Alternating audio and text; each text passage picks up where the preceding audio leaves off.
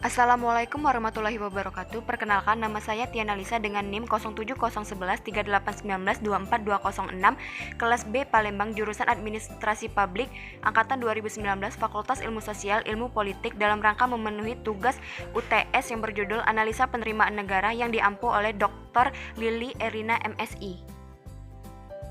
Teori analisa. Saya menganalisa menggunakan teori yang terdapat di dalam buku Keuangan Negara dalam teori dan praktik penulis M. Suparmoko bab 5 tentang penerimaan negara. Penerimaan negara diartikan sebagai penerimaan pemerintah dalam arti yang seluas-luasnya, yaitu meliputi penerimaan pajak, penerimaan yang diperoleh dari hasil penjualan barang dan jasa yang dimiliki dan dihasilkan oleh pemerintah, atau dengan kata lain, uang yang dimasukkan ke kas negara. Dalam hal ini, yang dapat ditempuh oleh pemerintah untuk memperoleh uang negara sangat banyak, salah satunya yaitu pajak. Kasus yang diangkat yaitu mengenai Sri Mulyani menilai realisasi penerimaan perpajakan pada triwulan 1 2018. Sri Mulyani menambahkan realisasi penerimaan perpajakan pada triwulan 1 tahun 2018 juga tumbuh 16,21% dibandingkan periode yang sama di tahun 2017 jika tanpa mempertimbangkan penerimaan dari amensi pajak berdasarkan datanya diumumkan oleh Kementerian Keuangan. Baik penerimaan pajak maupun bea cukai pada triwulan 1 2018 memiliki capaian signifikan. Penerimaan tersebut terdiri atas penerimaan pajak penghasilan atau PPH senilai 144,3 triliun, pajak pertambahan nilai atau PPN, dan pajak penjualan atas barang mewah PPNBM senilai 98,7 triliun, dan pajak bumi dengan bangunan atau PBB serta pajak lainnya senilai 1,6 triliun. Tumbuhnya realisasi bea masuk ini mengindikasikan masih bergairahnya kegiatan ekonomi produktif dalam negeri. Ini yang kita mencoba terus jaga. Berikut ini contoh penerimaan pajak yang ada di Indonesia. Menteri Keuangan Republik Indonesia. Menteri Keuangan Sri Mulyani menyayangkan penerimaan negara Indonesia dari pajak masih lemah dengan persentase 10,4% dari produk domestik bruto nasional.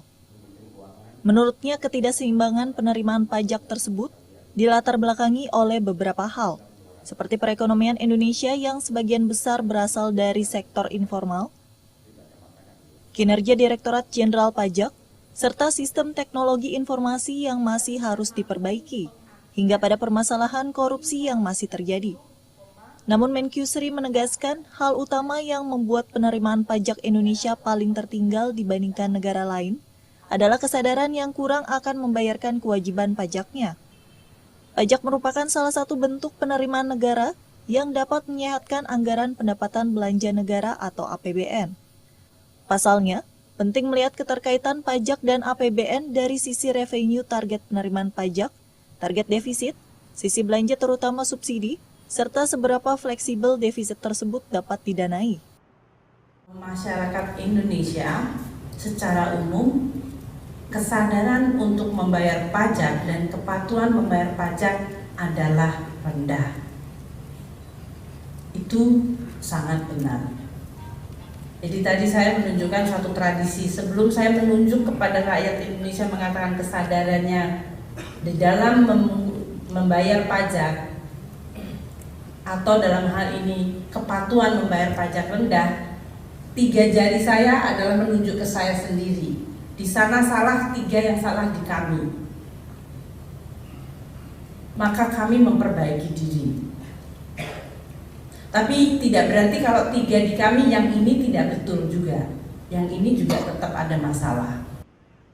Data dari Kementerian Keuangan mencatat, sebanyak 32 juta orang dan lembaga Indonesia yang terregister sebagai pembayar wajib pajak. Dari jumlah tersebut, hanya 12 juta orang dan lembaga Indonesia yang melaporkan surat pemberitahuan tahun pajaknya. Sementara selama 9 bulan kebijakan pengampunan pajak berlangsung, kurang dari 1 juta orang dan lembaga Indonesia membayarkan pajaknya.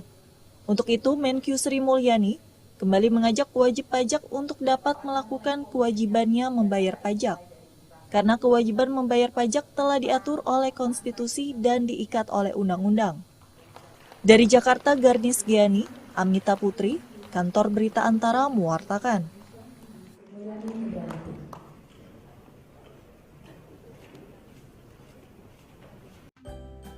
Kesimpulan, dengan ini dapat ditarik kesimpulan bahwasanya pajak berperan sangat penting untuk menambah kas negara atau menjadi penerimaan utama negara. Penerimaan pajak dari bea cukai pun sangat membantu dalam keuangan negara. Selain itu masih ada PPNBM, PBB, PPN, dan PPH yang menjadi penunjang keuangan negara dan membantu mengurangi hutang negara. Sekian tugas saya akhiri. Wassalamualaikum warahmatullahi wabarakatuh.